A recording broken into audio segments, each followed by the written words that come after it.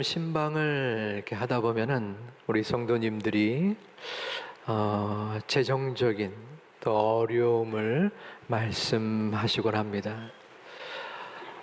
우리 장사가 너무 안 됩니다.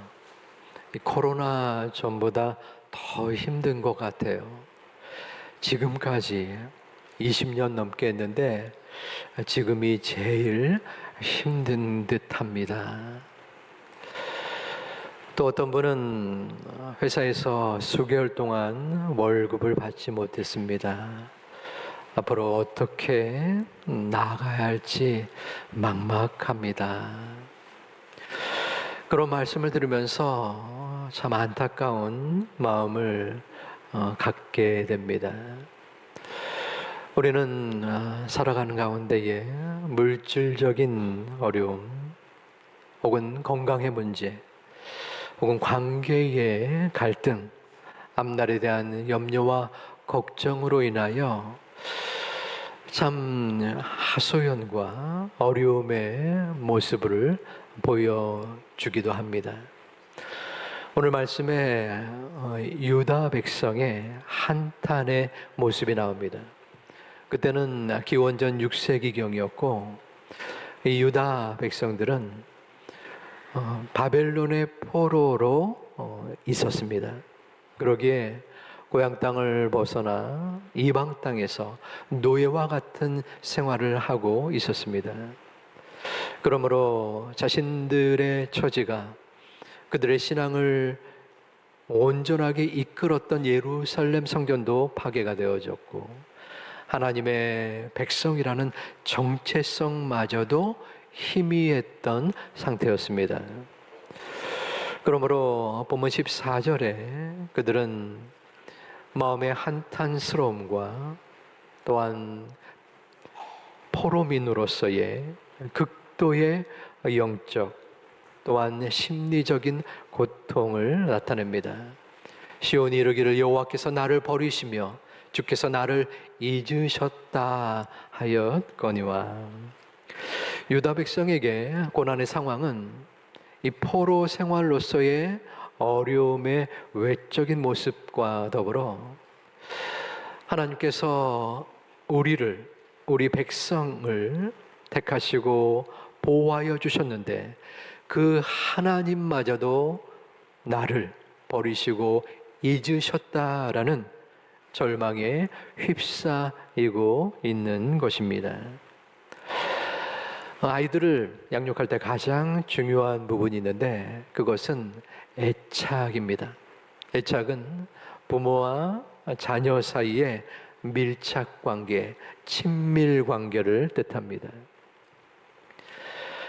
이 부모와 자녀, 특별히 엄마와 아이 사이에 애착 관계가 형성되지 못하고 내가 부모로부터 버려졌다라는 생각이 아이에게 주어질 때 그 아이는 평생 안정감을 갖지 못합니다.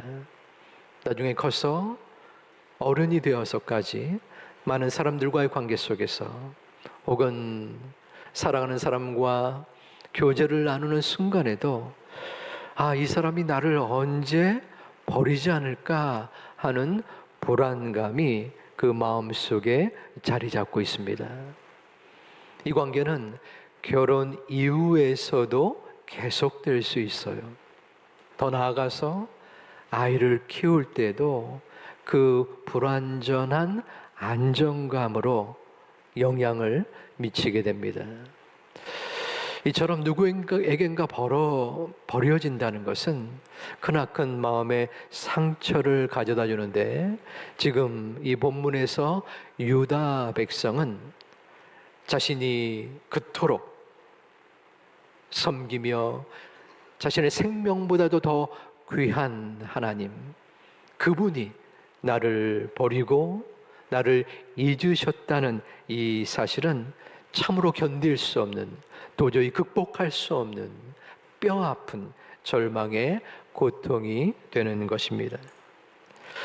하나님께서 나를 잊으셨다는 이 히브리 단어는 쉐케하니로서 하나님이 나를 잊으셨는데 그 분께서 무시하고 배반하셨다라는 뜻이 담겨져 있습니다.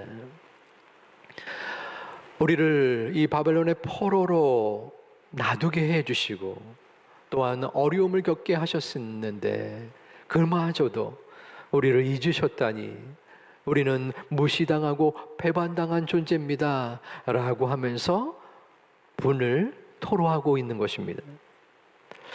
하지만 사실은 이 잘못된 그리고 포로의 생활을 하게 된 것은 이 유다 백성의 스스로 자초한 것이었습니다. 왜냐하면 하나님의 백성은 하나님의 언약을 온전하게 지켜야 됐는데 이 율법을 준수하지 않았어요. 하나님을 저버렸어요. 그러므로 이 유다 백성이 지금 겪고 있는 고통은 어쩌면은 그들이 스스로 저지른 죄의 형벌이었던 것입니다.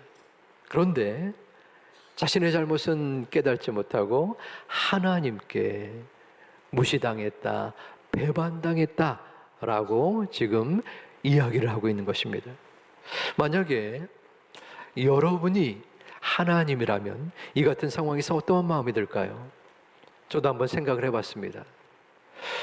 일단은 괘씸하더라고요. 잘못은 지가 해놓고 감히 나한테 불만을 터뜨려 이 못된 놈들아 그러면서 야단을 치고 꾸중하고 또한 벌을 내렸을 것 같습니다. 저만 나쁜 사람인가요? 하지만 하나님은 이 유다 백성들을 보듬으시고 또 그들을 품에 안아 주셨어요. 본문 15절에 젖먹이의 엄마의 비유를 들어가며 그들을 사랑해 주었습니다. 여인이 어찌 그 젖 먹는 자식을 잊겠으며 자기 태에서 난 아들을 국률이 여기지 않겠느냐. 그들은 혹시 잊을지라도 나는 너를 잊지 아니할 것이라. 사실 젖먹이를 잊어버리는 부모, 어머니는 이 세상에 아무도 없을 것입니다. 하지만 예를 든 겁니다.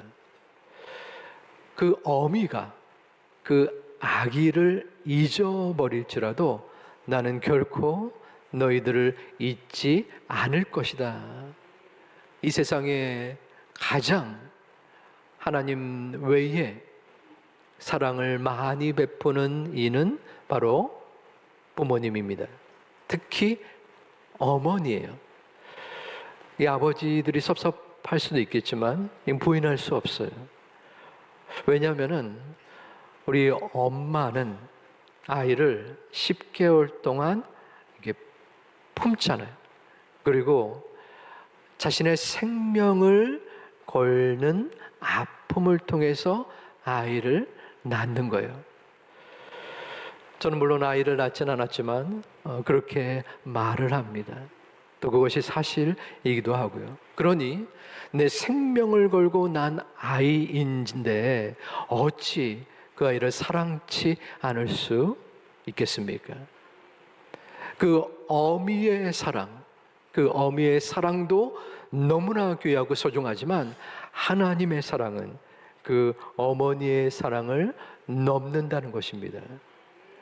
그 하나님의 사랑이 우리를 향해서 펼쳐지는데 그 증거가 되는 하나님의 귀한 사랑이 우리를 잊지 아니하는 두 가지의 모습이 있습니다. 첫 번째는 16절에 나오는 손바닥이에요. 내가 너를 내 손바닥에 새겼고, 여기서 새긴다라는 그 말은 하나님의 손바닥에 문신으로 이스라엘의 이름을 새긴다라는 것입니다. 고대 사회에서 이 손과 팔에 흔적을 남기고 또 문신을 새기는 그러한 모습은 종과 하인과의 수족 관계 또한 그 모든 모습 속에서 구체적으로 이루어집니다.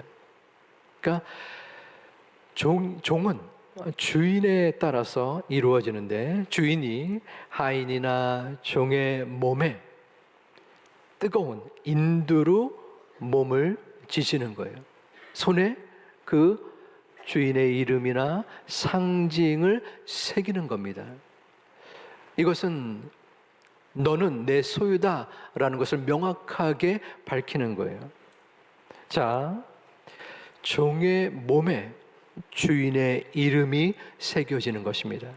그런데 오늘 말씀에는 거꾸로 하나님의 손바닥에 이스라엘의 이름이 새겨지는 겁니다. 여기서 새긴다라는 하카크라는 히브리 단어는 돌이나 또한 나무 같은 두꺼운 것에 홈을 파서 거기에 모양을 만드는 것입니다. 즉, 지워질래야 지워질 수 없는 거예요. 하나님의 손바닥에 이름을 새기는 것은 그저 한 메모를 쓰는 것이 아니라 지워지지 않는 선명한 흔적을 남기는 것이에요. 저는 이 손바닥에 메모를 많이 하는 사람입니다. 잊어먹지 않기 위해서 뭐가 생각나면은 여기다 뭘 써요. 그래도 교회에 와서는 좀 채신머리를 찾으려고 좀 덜 쓰기도 하는데 학교에서는 엄청 많이 썼어요. 그래서 어떤 직원은 교수님, 뭘 그렇게 손바닥에 많이 씁니까? 라고 이야기도 하더라고요. 하지만 이것도 완전하진 않습니다. 왜냐하면 손바닥에 쓴 것을 잊어버려요. 그래서 어느 순간 보면 손바닥에 썼네. 근데 어떤 상황이 벌어집니까? 지워지는 거예요. 아예 통째로 깨끗하게 지워지면 괜찮은데 잊어버리니까. 근데 어설프게 지워졌어요. 보일랑 말랑. 이게 뭐지? 이게 뭐지? 하면서 끝내는 그 쓴 것을 기억하지 못하고 생각지 못했던 적이 종종 있습니다. 내가 내 손바닥에 쓴 것은 지워질지라도 하나님께서 이스라엘의 이름, 나의 이름, 우리의 이름을 새긴 것은 결코 지워지지 않습니다.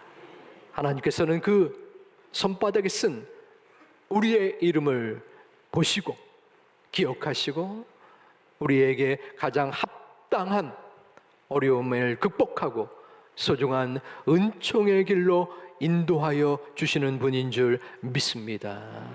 그 하나님의 약속을 우리는 바라보는 것입니다. 그런데 하나님께서는 왜 이렇게 손바닥에 이름을 쓴다는 것을 우리에게 보여주실까요? 우리처럼 기억력이 점점 쇠퇴했기 때문일까요? 아니면 기억해야 될 사람들이 너무 많아서 그랬을까요? 손바닥에 이름을 쓴다는 것은 약속입니다. 내가 너를 기억한다. 내가 너를 결코 잊지 아니하여 나의 의로운 오른손으로 너를 붙들어 주리라. 그 약속의 말씀은 바로 예수 그리스도의 십자가의 손으로 완성이 되어집니다. 하나님은 자신의 가장 사랑하는 아들 예수 그리스도의 손에 도저히 극복할 수 없는 아픔을 느낄지라도 영원히 남아있을 그 상처가 있을지라도 우리를 사랑해 주셨습니다.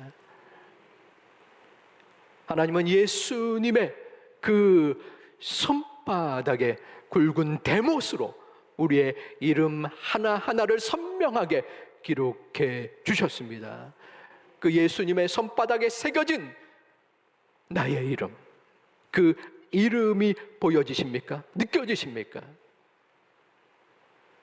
하나님의 그 큰 사랑, 예수님을 희생시키면서까지 그 예수님의 손에 담겨진 우리의 이름으로 인하여 감사하는 우리 모두가 되기를 주님의 이름으로 축원합니다. 그 사랑으로 인해 우리가 여기 이 자리에 있는 것입니다. 하나님의 자녀로서 서 있는 것입니다.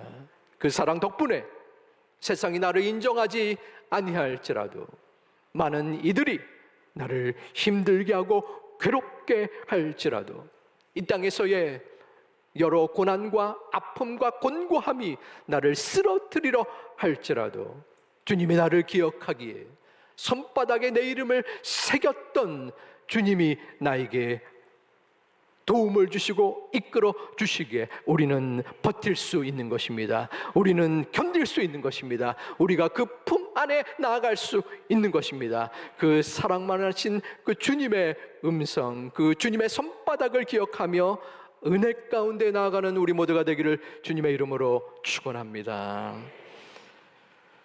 두 번째에 하나님께서 우리를 기억하시고 잊지 아니하시는 증거는 바로 성벽입니다. 손바닥에 이어서 성벽이에요. 16절 말씀에 하나님께서 너의 성벽이 항상 내 앞에 있다라고 말합니다. 여기서 성벽, 너의 성벽은 무엇을 말할까요? 성벽은 당시에 팔레스타인의 안전을 좌지우지하는 가장 중요한 구조물이었습니다. 성벽이 없으면 적들이 쳐들어오게 되고, 그러므로 가장 우선적으로 쌓아야 할 것은 성벽이었어요. 하지만 그때의 상황은 어떻습니까? 이스라엘의 성벽은 이 바벨론의 침공으로 인해서 파괴되어졌어요. 아무짝에도 그 쓸모가 없는 성벽이 된 것입니다. 그런데 중요한 문구가 여기에 있습니다. 너의 성벽이 항상 내 앞에 있나니. 하나님께서 그 성벽을 항상 주시하고 있다는 겁니다. 항상 바라보고 있다는 거예요. 바라볼 뿐만 아니라 그 성벽을 어떻게 해서든 재건하고 고치고 회복시킬 것을 준비하고 있다는 것입니다. 그러므로 우리의 모든 심령은 어떠해야 합니까? 하나님께서 바라보시고 회복시켜 주실 그 은혜를 마음으로 기대하고 기도하고 나아가야 합니다.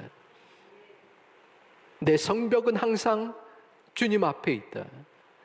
여러분의 성벽은 어떻습니까? 여러분의 성벽의 상태는 어떠합니까? 성공의 성벽? 남들에게 어디에 드러내도 흔들리지 않을 견고한 성벽, 완벽한 성벽을 가지고 계신 분이 있으십니까? 하나님 앞에 감사해야 합니다. 하지만 어떤 경우 내가 생각할 때 내 마음의 성벽은 너무나 허접하고 부족하고 또한 무너진 것처럼 느끼는 분들이 계십니까?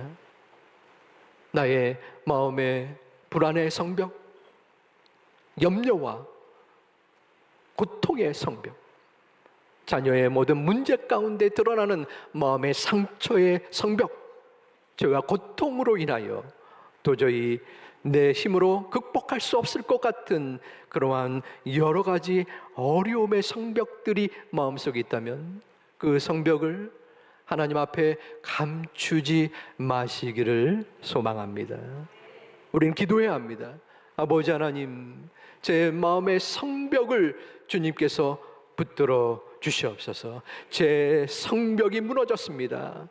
완전히 무너졌습니다. 도저히 나의 힘과 능력으로는 회복할 수가 없습니다. 주님, 이 성벽을 불쌍히 여겨 주시옵소서. 함께하여 주시옵소서. 하나님께서 바라봐 주시고 만져주시고 회복시켜 주시옵소서. 우리가 믿음으로 기도할 때 하나님께서는 그 간절한 소망을 응답하시고 인도하여 주실 줄을 믿습니다. 그래, 잘 왔다. 사랑하는 나의 아들아, 사랑하는 내 딸아, 얼마나 너 혼자 그것을 이루어 보고자, 해결해 보고자 힘들었느냐? 안쓰럽다. 하지만 이제는 나에게 맡겨라. 이제는 나 여호와 하나님 앞에 의지하고 맡겨라. 분명한 마음속의 결단과 고백과 회개 가운데 하나님이 주시는 소망의 모습으로 나아가는 여러분 되시기를 주님의 이름으로 축원합니다. 우리 한번 믿음으로 고백하기를 소망하는데요. 이 문구를 제가 먼저 선창하고 여러분들이 뒤이어 마음의 간절함으로 말씀해 주시면 감사하겠습니다. 제가 먼저 선창합니다. 내 성벽은 항상 주님 앞에 있다. 내 성벽은 항상 주님 앞에 있다. 주님께서 보시는 한 나는 안전하다. 믿습니까? 우리 한 목소리로 전체를 함께 봉독하겠습니다. 내 성벽은 항상 주님 앞에 있다. 주님께서 보시는 한 나는 안전하다. 아멘. 성벽이 안전하고 완전한 것이 아닙니다. 어떤 경우에서는 내가 믿고 내가 바라는 성벽이 있을 수 있습니다. 내가 쌓아놓은 물질, 사람들과의 관계, 그리고 주어진 안정된 상황과 환경, 그 모든 많은 것들이 사람들이 인정하고 내 스스로도 행복한 성벽일 수 있습니다. 하지만 그 성벽은 그리 오래 가지 못합니다. 완벽한 성벽이 아닙니다. 비록 내가 마음속에 생각할 때 이미 무너져 가는 성벽일 것처럼 보일지라도, 도저히 회복할 수 없는 듯한 피폐되고 패악한 성벽일지라도 주님 앞에 있는 한 주님께서 그 성벽을 만져 주실 것입니다. 주님께서 그 성벽을 세워주시고 인도해 주시고 또한 회복시켜 주실 줄을 믿습니다. 그러므로 주님 앞에 성벽이 있다면 분명히 주님께서 그 성벽 앞에 있다고 약속하셨으니 그 약속의 말씀을 붙잡고 나는 안전합니다, 나는 주님 안에서 안전합니다 라는 고백이 있어지는 여러분 되시기를 다시 한번 주님의 이름으로 축원합니다. 여러분 한번 여러분의 손을 바라봐 보시기를 바랍니다. 뭐 별거 없죠. 거친 듯한 손일 수 있고 너무나 익숙한 손바닥일 수 있습니다. 우리의 손바닥에는 내 삶의 주인이시고 내 삶의 전부이신 하나님이 새겨져 있지 않아요. 하지만 하나님의 손바닥에는 나의 이름이 새겨져 있습니다. 왜? 그 전능하신, 무소부재하시고 모든 것을 다 하실 수 있는 분이 굳이 하나님의 손바닥에 내 이름을 새겼을까요? 기억하기 위함입니다. 바라보기 위함입니다. 우리의 모든 고충과 문제를 함께 하시겠다고 약속하시고 이끌어 주시기 위함입니다. 그러므로 여러분의 마음속에 어떤 경우에서는 내 마음의 답답함과 괴로움이 나를 엄습하고 도저히 헤쳐나갈 수 없을 듯한 문제 속에서 헤매일지라도 무엇보다도 하나님의 손바닥 위에 쓰여져 있는 그 이름, 그 하나님께서 나를 말할 수 없는 탄식으로 우리를 위하여 기도하시고 우리를 위하여 함께 해 주시겠다고 약속하시고 이끄시는 그 주님을 바라보고 기쁨과 감사함으로 이 차가운 겨울에 도리어 우리의 마음과 믿음은 더욱더 따스한 소중한 제2가족 되시기를 주님의 이름으로 축원합니다. 축복합니다.